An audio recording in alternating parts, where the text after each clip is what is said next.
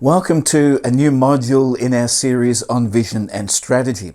This is the first session in a two-part module exploring the topic of defining God-given vision. So what is this thing we call vision in the contemporary Christian church? In today's church, we don't use the word vision as it is used in Scripture, but as it is used in the broader culture. So let's drill down a bit to define what we mean by God-given vision. The word vision is used in a number of ways. For example, it is a word we use to describe our eyesight. In this sense, vision is the faculty or state of being able to see. We sometimes say, she has very little vision left in her right eye, or I have 20/20 vision. Another use of the word vision is in relation to our imagination, like a mental image, either fueled by our anxiety or perhaps hope. For example, a worried parent may say, my son was still not home by 3 a.m, so I had visions of him lying wounded in a hospital bed. Or for others, we may say, even though nothing ever worked out for him, he had visions of wealth and glory. For still others, vision is an experience in which they see things that do not exist physically, when their mind is affected by something like drugs or a psychotic episode. I've had people tell me that while they were on some drug, they hallucinated and saw visions of dragons flying around their head. And to them, at the time, it was really vivid and felt real. In this module, I am not referring to vision in any of the ways I've just mentioned. Not our sight, not our imagination, nor some psychedelic or psychotic experience. Closer to what our topic is about, the word vision is also used to describe someone's ability to think about or plan the future with imagination or wisdom. The Cambridge Dictionary defines it as the ability to imagine how a country, society, industry will develop in the future and to plan in a suitable way. Many leaders in the fields of the arts, business, science, medicine and industry get creative, innovative and at times revolutionary ideas that would be classified as visionary. We speak of someone having great artistic or political vision, or we say this event is a testament to his vision and hard work. And often the ideas of visionaries have far-reaching effects. For example, have a think about the brothers Orville and Wilbur Wright, who were two American aviator pioneers generally credited with inventing, building and flying the world's first successful motor-operated aeroplane. Or Alexander Graham Bell, who was a Scottish-born inventor, scientist and engineer who is credited with inventing and patenting the first practical telephone. Or Mark Zuckerberg, who co-founded Facebook and revolutionized social media. These visionary ideas changed the world. In varying degrees, all humans are created with an inherent capacity to envision. Some people develop this innate faculty while others have a natural visionary predisposition. The obvious question is then, well, what is the difference between natural inherent vision, like we've just described, to the vision of a ministry leader? Well, a first difference is its source.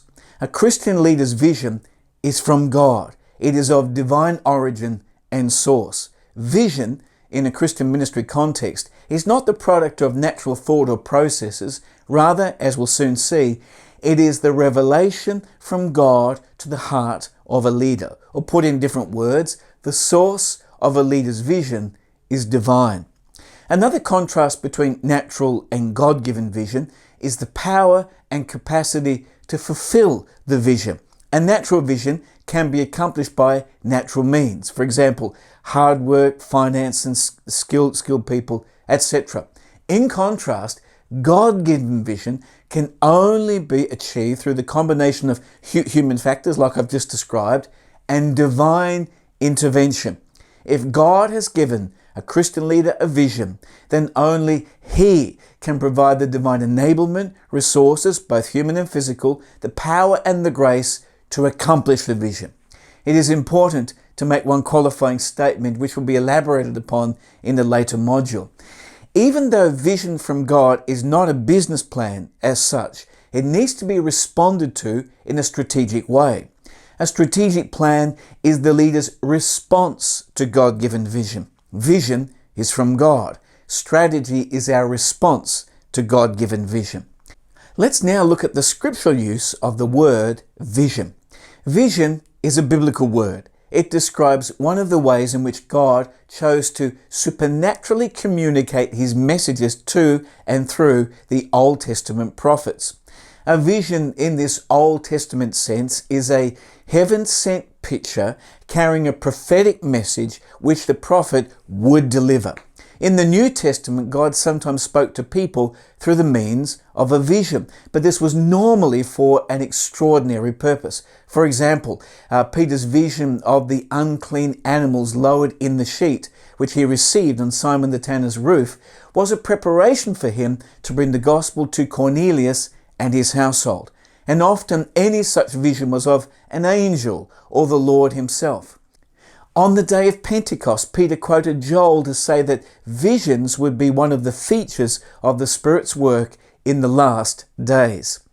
But vision, in the contemporary church sense, is not one of these ecstatic experiences, but is a revelation to the heart of the ministry leader. So let's do a quick recap. When we talk about vision as a term we use in the contemporary Christian church, we are not referring to our natural eyesight, our imagination, nor some visual experience induced by drug or a psychotic episode. Nor are we referring to the innate visionary capacity many people have in their profession or artistic pursuits. Nor are we alluding to visions like the Old Testament and some New Testament believers received from God. Now, before tying this session off, let's look at some descriptions and definitions of vision by popular Christian authors. In his groundbreaking book, Lead On, John Haggai defined vision as a clear picture of what the leader sees his group being or doing.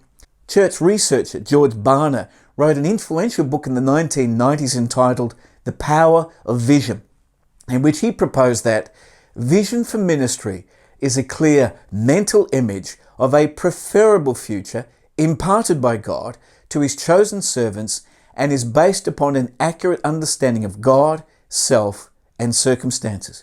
Aubrey Malthus proposes that vision is a clear, challenging picture of the future of the church as leaders believe that it can and must be.